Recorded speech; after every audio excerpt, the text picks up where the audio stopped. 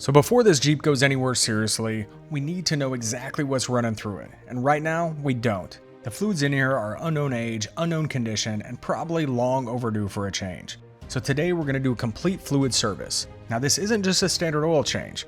Working on a 74-year-old military vehicle with a 24-volt electrical system and components you can't just walk into an auto parts store to find means there's some specific things to know. We're going to go through all of it. So let's get started. Before we get under the Jeep, let's talk about what we're using. Getting the fluid specs right on a vehicle of this age matters, especially the transmission and differentials, where using the wrong fluid can actually cause damage. For the engine, we're running straight 30-weight detergent oil. The Hurricane F-head was designed in an era before modern oils, and there's debate in the M38A1 community about this. Straight 30 weight is a safe, correct choice for an engine with old seals. For the transmission and transfer case, this is important because a T90 and Dana 18 on this Jeep share fluid. They're connected internally. We're using MT90 gear oil that's safe for yellow metals, meaning no extreme pressure additives with sulfur compounds that can corrode the brass and bronze components inside these old gearboxes. Redline MT90, Royal Purple Max Gear are both well-regarded options in the M38A1 community. The front and rear differentials, they get 90-weight Hypoid gear oil. Standard GL5 is fine, since the differentials don't have the same yellow metal concerns as the gearbox. For coolant, we're using standard, pre-mixed, Prestone, antifreeze, nothing exotic here. And for brake fluid, DOT3. We'll talk more about the brake system specifically when we get into it. So I'll put a list of fluids and specs in the description so you can reference it without rewinding the video. Okay, first thing, let's see what we're actually dealing with. Pull the dipstick and take a look. It's there, and that's a good start. But look at that color. Dark as used motor oil should be, but it's also very thin. Either this has been here a long time or somebody put in the wrong weight. Either way, it's coming out. So get your drain pan under there and pull the drain plug. These old flathead plugs can be a little stubborn if they haven't moved in a while, so give it some persuasion if you need to, but be careful not to round it off. While that drains, we're going to go pull the oil filter out of its canister housing. On this engine, the filter sits in a separate housing. It's not a spin-on like you'd find in a modern car.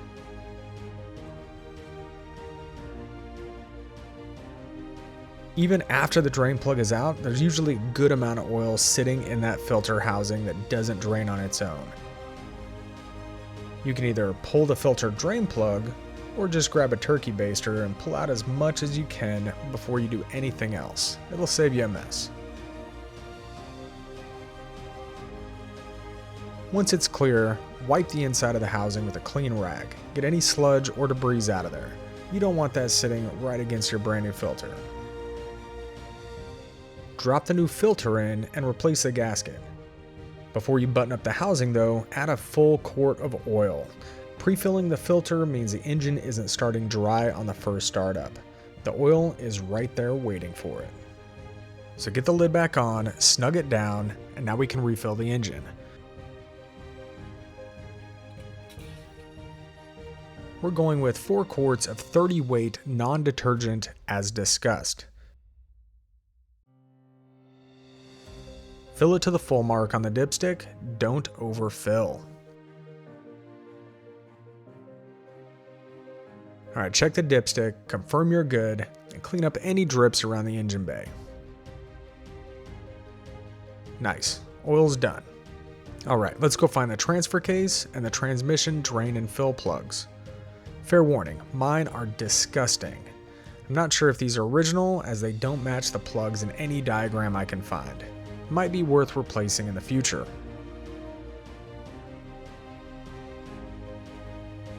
Now here's something important. Always remove the fill plug before the drain plug. Always. If you drain it, then discover the fill plug is seized, then you've got a dry transfer case and a problem. Find the fill plug, confirm you can break it loose, then keep going. Alright, good. Fill plug is out. Now pull the drain plug and let it go.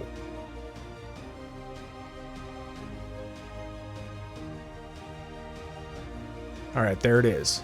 That milky color isn't just gear oil. That's gear oil mixed with water. Could be from a water crossing or could be from a bad seal. Either way, it confirms this service was well overdue. We'll keep an eye on things after the refill and see if the contamination is ongoing.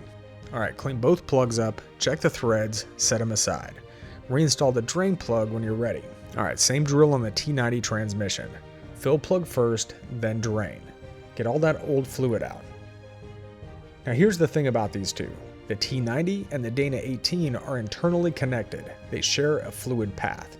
So when you fill one, some of the fluid is migrating to the other. So the way to do it is to pump the fluid into the transmission fill port until fluid dribbles out. Then do the same with the transfer case. The transmission will take about a quart and the transfer case will take about a quart and a half. For me, I removed the access panel on the floor to get to that fill plug. We're using MT90 for both, and again, it has to be yellow metal safe.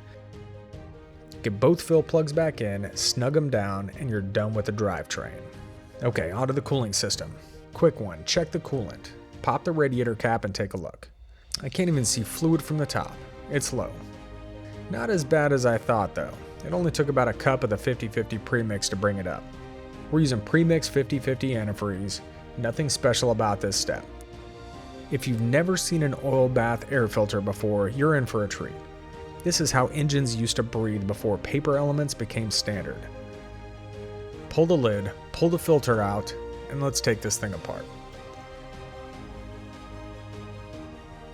Instead of a dry filter, you've got a bowl of oil at the bottom that the incoming air has to pass through. The oil traps the particulates. Simple, effective, and completely serviceable in the field with whatever oil you have on hand, which is probably why the military liked it. We're going to clean the element with mineral spirits. Get all that trapped gunk out of there. Give it a good soak, some agitation, let it drain completely and dry before reassembly. You don't want solvent in your intake.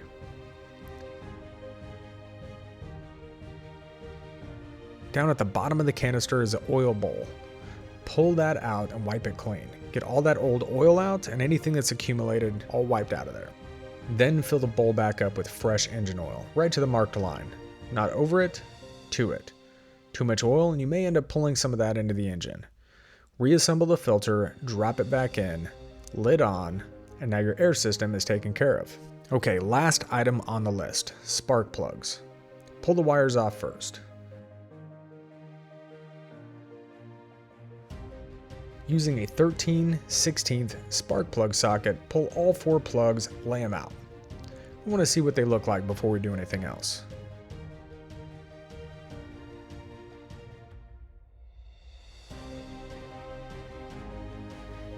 These definitely have seen better days. Rust on the threads, carbon fouling on the electrodes. Not surprising given the unknown history. The good news is there's no damage, just dirty and way out of spec. Hit the electrodes and the exterior with some fine sandpaper, maybe a wire brush.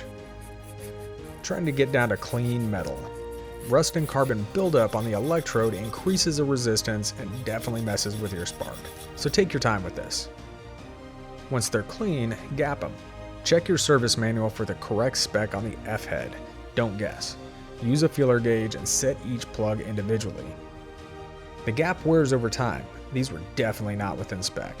Throw them back in by hand at first. Always by hand. Make sure you're not cross-threading these things. Then snug them down with a socket. Never over-torque these spark plugs. The threads aren't as forgiving on a block of this age. Get the wires back on in the right order and we're done. Okay, here's the moment of truth. Let's fire it up. There she goes. Let it idle for a minute. I'm going to get that oil pressure up. Let the thermostat open. Check for any leaks around the drain plug or the filter housing before you call it done. Everything in this Jeep is now a known baseline. Known fluids, known condition, known date. That's where you want to be before you start trusting any vehicle. We still got work to do on this one, but it's the right place to start. We still need to service the differentials and grease every zerk on this machine. In future videos, we're tackling the brakes, full inspection, new master cylinder, and a proper bleed of the system. Until that's done, this Jeep isn't going anywhere. Subscribe so you don't miss it, and drop any questions about fluid specs or M38A1 maintenance in the comments. This community always has good answers. Subscribe for more automotive adventures, and until next time, I'll see you in the garage.